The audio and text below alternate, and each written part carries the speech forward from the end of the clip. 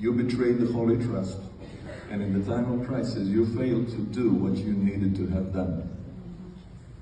God did not leave us alone, but He raised a true shepherd in the person of Pastor Kelly, who did not flee when the wolves came, but who defended and cared for the flock. And in spite of fierce opposition, it is evident to the whole global church that Pastor Kelly has humbly submitted to God and that he was blessed in his endeavors. But you, Elder Mitchell, magnified your guilt by persecuting the innocent and the righteous. It is very clear to us today that you have misused your authority by seeking to cancel and terminate the man who sacrificially and diligently ministered to the flock of God for this time. I'm glad that in the midst of this confusion that you have caused by your wrong judgment, God has given us clear guidance what needs to be done. Ellen White, our prophetic authority, has written a chapter entitled The Conference President in the Loma Linda Messages, page 324. And I quote, "When a man is placed as president of a conference, it is not to be supposed that he is to mold and fashion the minds of the workers in that conference after his own human ideas, and that if men do not follow his ideas, they may be brought to terms by his saying to them, 'You cannot receive wages from this conference unless you do as I tell you.'" Elder Mitchell, this is exactly what you have done against the clear counsel of God. So where do we go from here? The quote continues, "I'm instructed to say that when a man swells to a large undue proportions, the people should assemble and in the name of the Lord release that man from office." In order to resolve this major crisis in our church, in obedience to the clear counsel of God, and in the name of all believers who perceive the damage that you have caused, I call on you to step down from your position and allow the church to be led by a faithful shepherd who will truly care for the flock.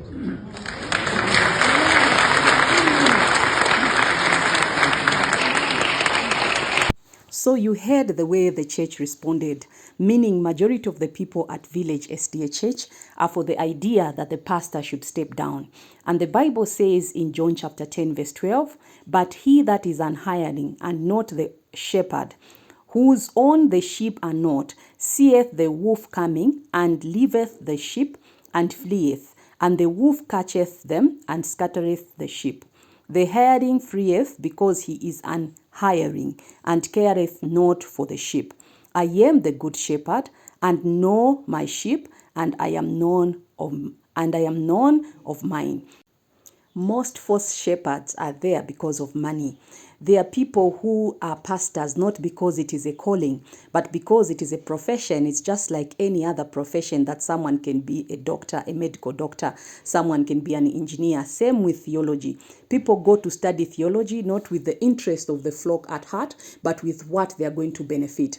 And we should not forget that the church has been infiltrated by the Jesuits. And most of them, when you read the Great Controversy, it says that is Great Controversy 235 paragraph 1. It says, "Under various disguises, the Jesuits worked their way into offices of state, climbing up to be the counselors of kings and shaping the policy of nations." Same with the churches. They've infiltrated the churches so that they can be the ones who are the movers and the shakers of what is happening in the churches.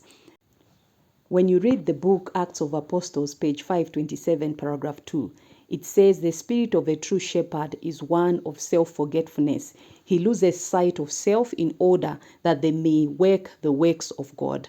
When you look at the spirit that prevailed at Village SDA Church, it was not the spirit of a true shepherd. It was the spirit of an hireling, the spirit of a false shepherd who did not care what the flock were crying for. The flock wanted the truth, but these false shepherds, they are there to make sure that the flock is not fed accordingly. When you read the book Gospel Workers, page 189, paragraph 3, it says, "A true shepherd will have an interest in all that relates to the welfare of the flock, feeding, guiding, and defending them. He will carry himself with great wisdom and will manifest a tender consideration for all, especially for the tempted, the afflicted, and the desponding. Even as the Son of Man came not to be ministered unto, but to minister, and to give his life a ransom for many. As you are seeing the false shepherds, they don't have any of that at heart. Their interest is money, money, money, and that is it. Let's hear what Conrad Vine said at this meeting. Culture in the church is behind the scenes. It's quiet phone calls. It's knifing you in the back when you least expect it. On Friday afternoon, I received a call from the Secretary of the Atlantic Union, stating that until they made a vote, unless I paid financial restitution to the officers of the General Conference and apologised publicly, I was banned from all Adventist pulpits in the Atlantic Union.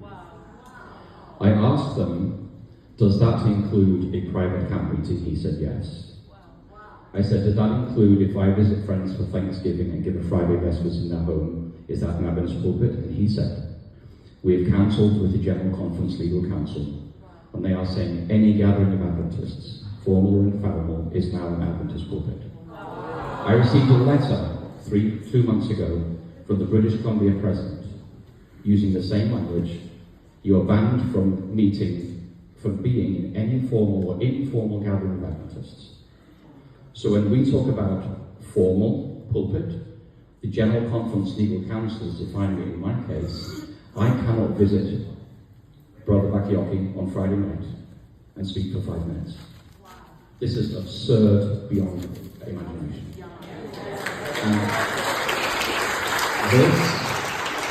This is, you talk about me causing people to lose trust in the World Church. I've served on the front lines.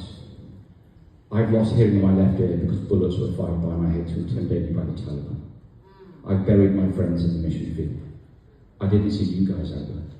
No. You dwell in beautiful offices, but on the front lines where there's just you and the enemy, literally. Since when did my house become an Adventist pulpit?